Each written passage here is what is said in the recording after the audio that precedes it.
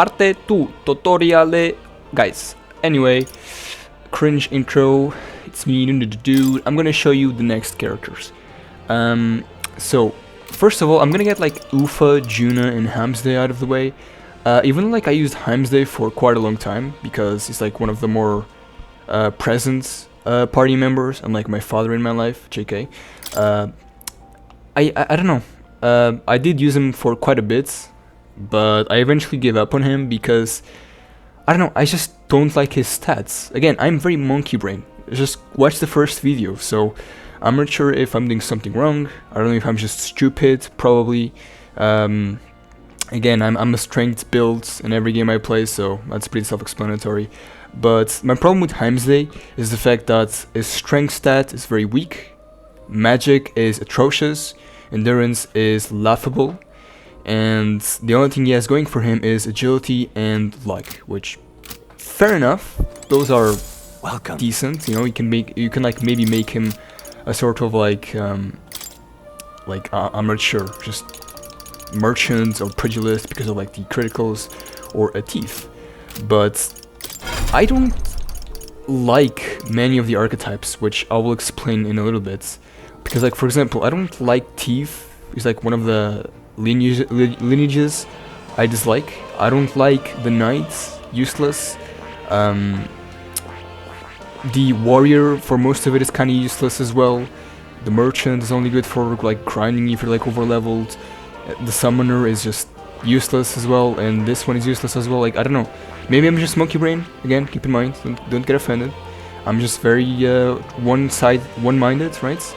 But I just couldn't see any use for them because, yeah, sure, steel is good, but if you reach my level, items just become kind of useless. I don't think I need to be more overpowered than I already am at this stage in time. Okay, but this is good. This is fine because of forgets, but I don't know, I just don't really see any use for any of these skills, right? And Assassin has, sure, this is decent because you can actually decrease their hit and evasion, but I don't know, I just, I don't know, like, I think I might be wrong, because like someone just told me on Discord that luck actually increases the chance of inflicting hex and other status elements, but for me, I never needed to do any of this when I can just attack them with a comically oversized weapon, you know? Again, going back to the first point, I'm very monkey brain. Why do any of this when I can just destroy them with like my synthesis or very high magic stats or strength, you know? I just couldn't really see any like uses for them. I don't know, I just feel so bad. So for Hamsday, I never really use him, even though he does have some decent skills for the Thief lineage. I just couldn't find a use for him. So I kind of gave up on him. Let's see, Yufa and Juna were also characters that for me just didn't make the cuts. Juna is good. If I decided to like spec her and give her like more archetypes, she can definitely become an amazing character, so it's definitely on me. It's just that I didn't really capitalize on that and instead just focused on my already existing party members. Her magic stat is great, and her agility is also very good, as well as the luck. So for me, I feel like I should have used her a lot more, but whatever. No fault, no harm, I suppose. She's kind of like a miniature version of me, because she's like the same build, right? Like magic and agility is like the main point of this character, and yeah. But I don't need another me because I'm perfect and I'm beautiful, so I didn't use her very much. I didn't have any need for redundancies in my party.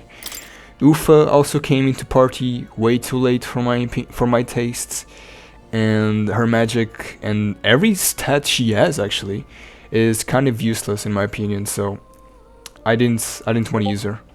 Unlike Juna, her MP is smaller, like my PP. Jokes. That wasn't a joke. Her health is also a bit bigger, unlike my PP. Okay, I don't know what I'm going with these jokes anyway. So I couldn't really use her. So for these three characters, I didn't see use for them. I'm so sorry, Juna, Ufa, and Hamsday fans. Please don't kill me. I just did not like any of them at all. So yeah. Now that we have these out of the way, let's talk about Strohl. So Strohl is good. Good boy. That's all I can say. He's very good. in my opinion. Let me put this on the back. I don't know why I just messed it up. I'm stupid. Anyway. So yeah, Strohl is good, in my opinion. Is kind of boring and safe though. Because when it comes to his stats, just good all-rounder with an inclination towards endurance and strength. So for me, I think it's fine. I did upgrade his MP and HP, as I said in my first video. So overall, fine. He's good. Very good, in my opinion. But to me, he is kind of boring, which I will explain to you why. So, the reason why I say Strohl is kind of boring for most of the game is because his abilities just don't do very much. While you can get characters like the Faker or even the Mage, even though I just kind of like talk shit about it, his warrior skill tree is not very good in my opinion. Like sure, you have some cool slash abilities, but generally speaking, they're not very good. His passives, absolutely fantastic in my opinion. Again, all of this is my opinion, don't get angry. But generally speaking, I don't really see many uses for him because he's like very one-track minded, which I kind of like. You know, I like strength builds. I'm very monkey brain, but this game requires a little bit more pizzazz. You know, more finesse, more like debuffs on top of your attacks. You know, like I needed a bigger course meal with my Ron Slash or Raging Edge. So for me, he was mostly just kind of solid, but generally speaking, kind of bland and boring. But later on, like on the Samurai and especially the Royal Warrior, he does become really good. Honestly, for him, like having Thunderblades, having Concentrate and Unwavering Blades, as well as like the passives, kind of makes Strohl decent in my opinion. And as you can see here, like I also have a lot of like passives. I just like increase the critical and whatnot, so it's good. And then he starts to get access to abilities like Crimson Moon Sword Art. Like this fucking thing, I have a clip where I just like one shot at the boss with full HP or almost full HP, and I dealt like 9k damage with the critical. Like holy fuck, that shit is insane. So for me, for most of the game I ran with the Warrior, and I also played with, not myself, but with the Brawler, as you can see here. Mostly because of Crushing Fists and especially Power Thrust. Power Thrust is insane, and the passives are also like very useful. So for me, I have always enjoyed using these abilities for him. So for me, Pugilist, Warrior is what I mostly used, but then I obviously decided to switch for the Royal Warrior. As you can see here, you have access to abilities like Vorpal Blades, which decreases their attack, which is the pizzazz I was talking about earlier. You have critical rates, you have amazing Hasotobi, which is a classic from Persona, and you also have an Unwavering Blade and also Concentrate, as well as like some really insane like passives which really make him just overpowered.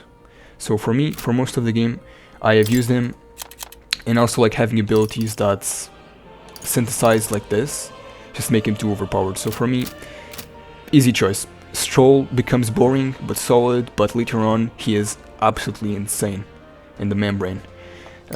Let's see.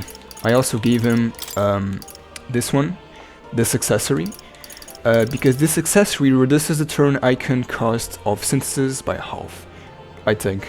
So it makes him really, really good, and in my opinion, extremely useful. This is like a really good build. I will cover Warlord Hulkenberg next, and also Basilio in part 4 maybe, I'm not sure. Maybe I'll just like do all of this in one bit, because Basilio is same thing as Strohl, but Basilio is kind of special in some areas, which I will explain later. So yeah, see you in the next video. Give it a like, subscribe, and see you for more content of this.